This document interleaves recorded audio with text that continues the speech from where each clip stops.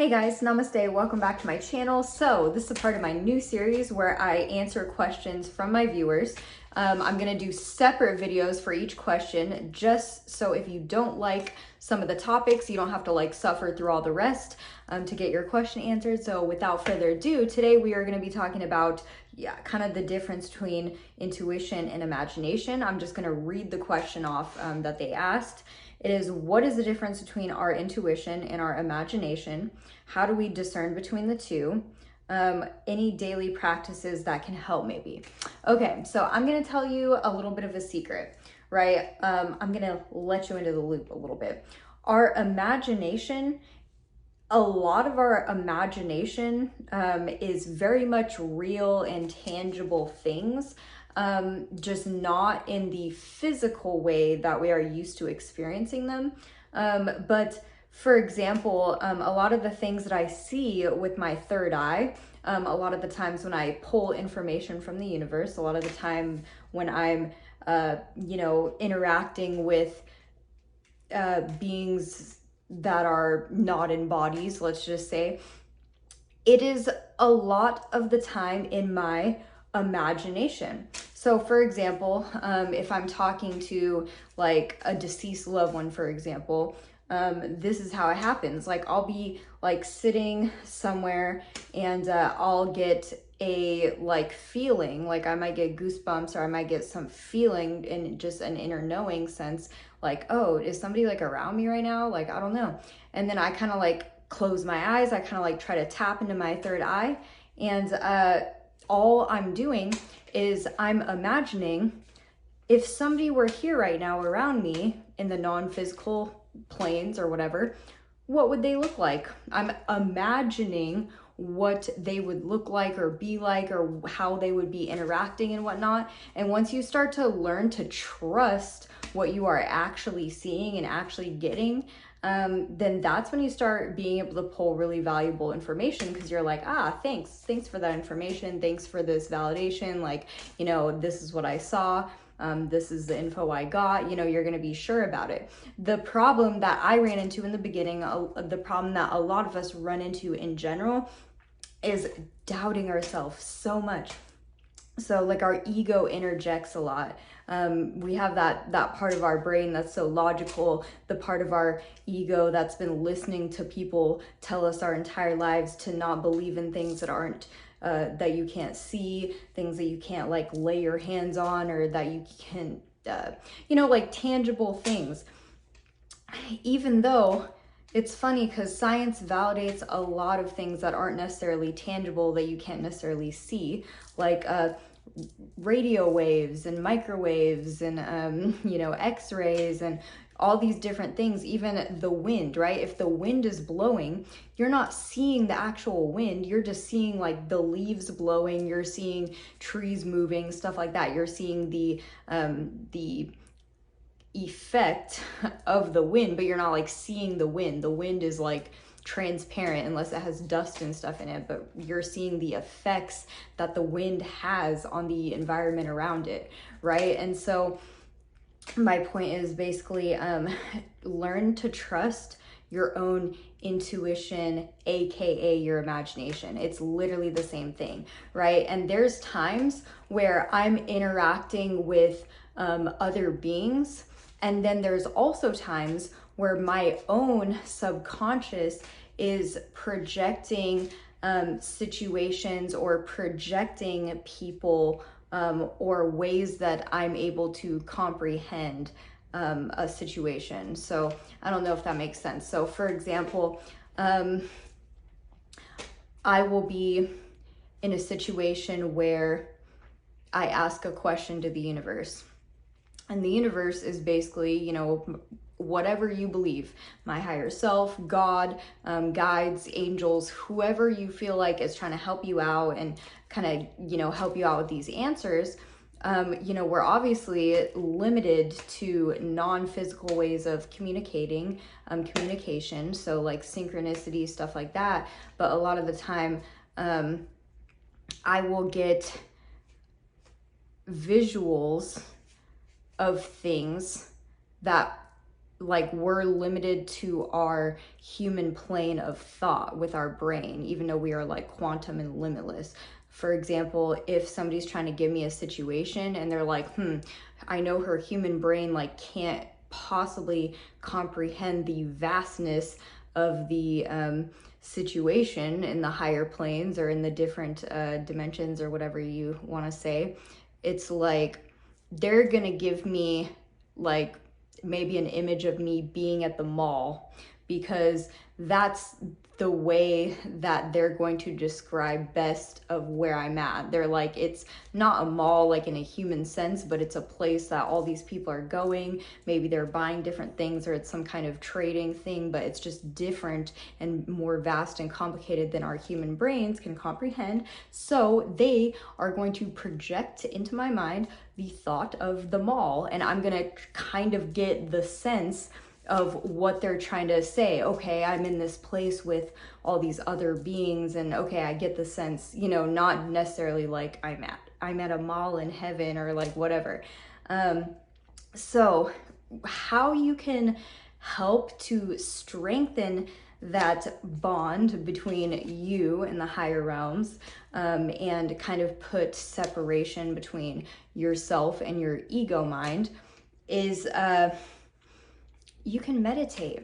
That is like the best option possible, you know. And there's a bunch of different forms of meditation. There's like movement meditation, you know, where you're doing like maybe like some Tai Chi or something, or Qigong or whatever, and or yoga, stuff like that. There's stuff that really help. And then there's also like different visual meditations. There's breathing exercise meditations. There are tons of meditations that are going to stick out to you, whichever one is best for you. It's going to interest you. So, you know, explore different ways of meditating. And, you know, like me, for example, I can't just, I can, but I don't want to just sit in silence and just, you know, because then I can't focus. If I have some kind of like binaural beats or some kind of like, you know, vibration music in the back or something, I'm able to kind of like, you know, zone out, but like still have something for my physical to hang on to, if that makes sense. Like that, I need to distract both parts of my mind, because if I don't distract my ego mind, basically it's gonna keep interjecting on like my meditations and what I'm trying to do. It's gonna be like, I don't think that's right. Like it's, you know, it's gonna try to make me second guess myself, to keep myself safe. The ego is, all it's trying to do is keep us safe. Thankful to the ego, we all should be, but there's a time and a place for that kind of regulation. So one thing that I recommend in meditation is actually find meditations that help you to disconnect from your ego. And so some people really like the meditate, you know, this was introduced to me, you know, some years ago, and I've done it throughout the years. I've introduced it to other people, and a lot of people really like it, say it really works for them. It's when you take your ego in meditation, you can walk into a room and see a bunch of cubbies or a bunch of lockers, you know, visualize some kind of, you know, safe keeping. You could even have a literal safe. You could have whatever your mind goes to, whatever's easiest for you to imagine. Your ego will be the most safe and secure. You can have like you can imagine all kinds of guards. You can imagine all kinds of whatever you need to feel more secure to let you leave it behind, right? But you can put your ego, imagine you taking your ego, putting it in there. I can come back for it whenever I need it. You know, thank you, ego, but I don't need to, you know, be around you right now. I don't need to be interacting with you right now. I'm trying to interact with the part of my brain that connects to everything that is. So, you know, I don't need you interjecting. Put it in the cubby, lock it in the safe, do whatever you got to do. Then visualize the other part of your brain, the other part of you that is, you know, poppin' and spiritual and powerful and just knows all the answers and can just tap into, you know, all this stuff simultaneously. Tap into that and go into a meditation. Start that off, you know. that's my advice for trying to separate from your ego. I believe, okay, yeah, daily practices that can help maybe. Yeah, visualization, that can really help. Practice visualization.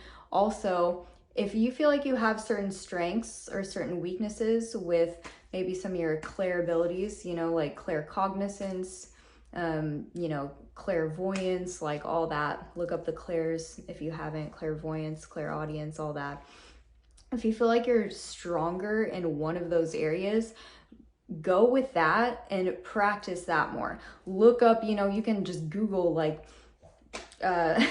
exercises for clairvoyance, or, you know, we're at a day and age where, you know, discern for yourself on what information you're getting, but we really can. There's a lot of like-minded individuals out there that are like trying to spread information and trying to, you know, be passionate about certain subjects, and that are putting it all out there and whatnot, and it's being less and less filtered these days. So go do your research, even just look up like ways to become psychic, or, you know, don't pay attention to labels. Labels make things sound crazy and stupid in my opinion. So just, you know, don't pay attention to any of the labels. Just, it is what it is. We're all human beings. We all have this capability. We're all like multi-dimensional. And it's pretty normal, casual, and it's not a big deal. Like, you know, people are like, oh, like it's this big spiritual awakening. Like, no, we are spiritual beings. We're just having like a human experience. It's not like we're like, I get what you're saying, we're waking up spiritually, but in my mind, we're a little bit more just falling into our God-given nature. We're coming into more of what we can be, following our full potential, right? We're kind of unlocking, it's another stupid label, unlocking more of our potential, right? So if you want to help me and help the earth and help the vibration of the planet and all that, you can give me a big thumbs up if this helped you in any way, shape, or form. If you want to help me get this information out here, you can go ahead and share or comment below. What is your experience trying to discern between your imagination and your and you know, like it's the same thing, but what is your experience maybe with the struggle? If you have anything to add to this subject, or if you have any questions that you want me to answer in future videos, definitely leave those down in the comment box. You guys, by helping yourselves, you are helping the entire planet. Like, help me, help you, help Earth. Like, we're all superheroes, basically. The more, you know, even just the little things throughout your day, just the little things, like people asking questions, wanting to get answers, even that's helping, right? In ways that you couldn't possibly imagine, but ways that you intuitively feel. Otherwise, I feel like you wouldn't even be here. You wouldn't even be drawn to my content if you weren't one of these people that knows what's up, that you're a little bit ahead of the curve. You're probably very intuitive. You probably intuitively know a lot more than you think. And so what you're drawn to, you're taking this all in, and that's a beautiful thing. By helping yourself, you're helping everyone. I want you to know that, and I genuinely appreciate it. I genuinely love all of you. I love all humans, no matter how stupid, right? So, love you all. Namaste.